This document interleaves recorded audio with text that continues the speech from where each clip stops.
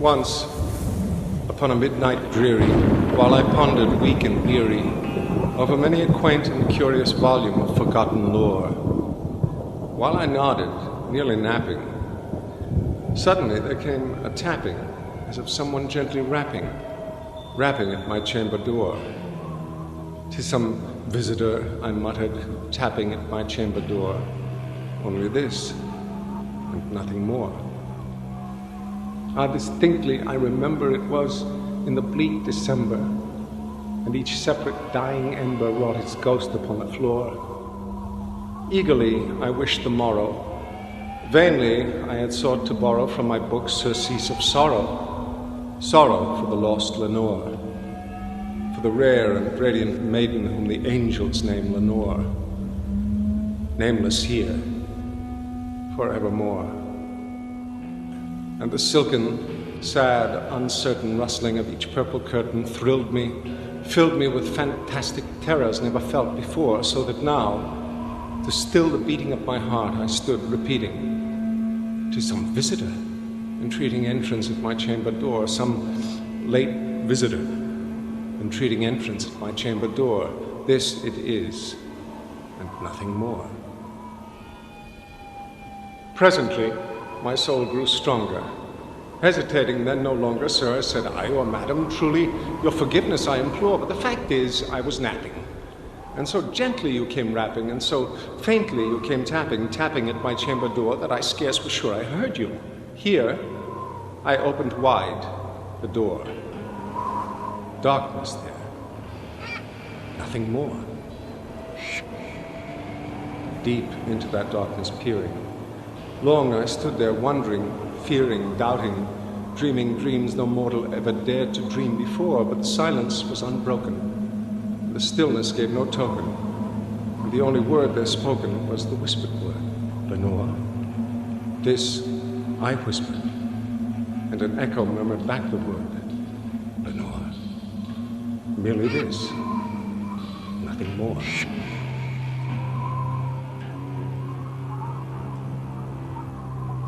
Back into the chamber turning, all my soul within me burning, soon again I heard a tapping, somewhat louder than before. "Surely," said I, "surely that is something at my window lattice. Let me see then what thereat is, and this mystery explore.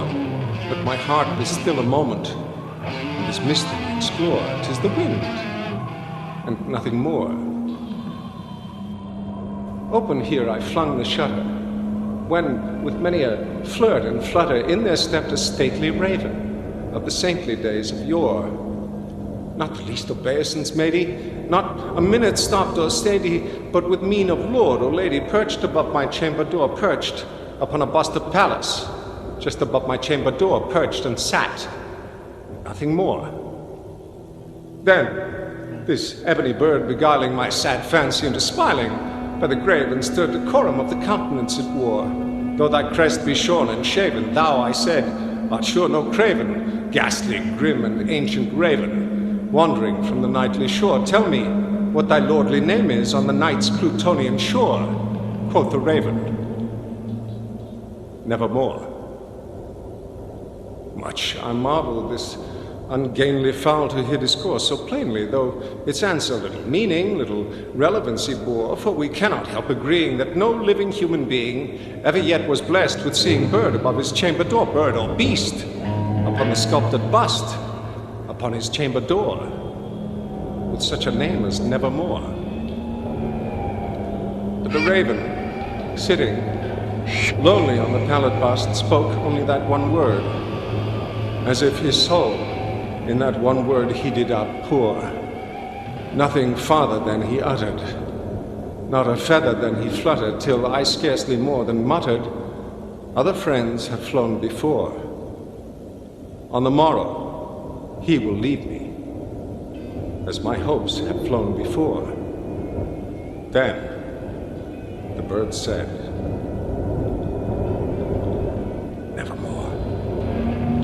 Startled by the stillness broken by reply so aptly spoken, "Doubtless," said I, "what it utters is its only stock and store, caught from some unhappy master whom unmerciful disaster followed fast and followed faster, till his songs one burden bore, till the dirges of his hope that melancholy burden bore of never, nevermore. But the raven, still beguiling all my fancy into smiling straight, I wheeled a cushioned seat in front of bird and bust and door.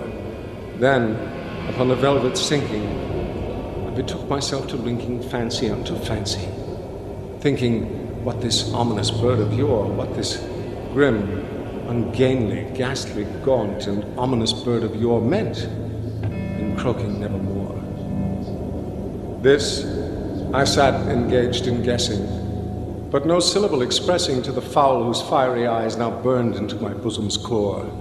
This and more I sat divining, with my head at ease reclining on the cushion's velvet lining that the lamplight gloated o'er, but whose velvet violet lining with the lamplight gloating o'er she shall press on nevermore. Then methought the air grew denser, perfumed from an unseen censer swung by seraphim whose footfalls tinkled on the tufted floor.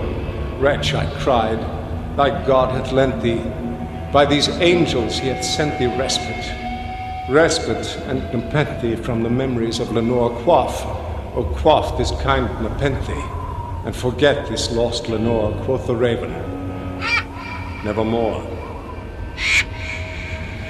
Prophet, said I, thing of evil, prophet, still a bird or devil, whether tempter sent or whether tempest tossed thee here ashore, desolate, yet all undaunted, on this desert land enchanted, on this home by horror haunted, tell me, truly I implore, is there balm in Gilead? Tell me, I implore, quoth the raven, nevermore.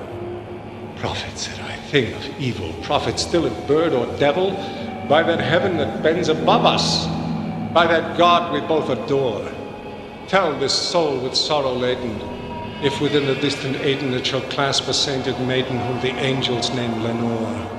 Clasp a rare and radiant maiden whom the angels name Lenore, quoth the raven, nevermore.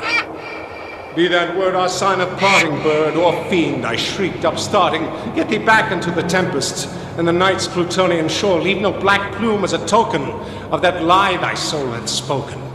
Leave my loneliness unbroken, quit the bust above my door, take thy beak from out my heart, and take thy form from off my door, quoth the raven, nevermore. And the raven, never flitting, still is sitting, on the pallid bust of palace just above my chamber door. To his eyes have all the seeming of a demon's that is dreaming, and the lamplight o'er him streaming throws his shadow on the floor, and my soul, from out that shadow that lies floating on the floor, shall be lifted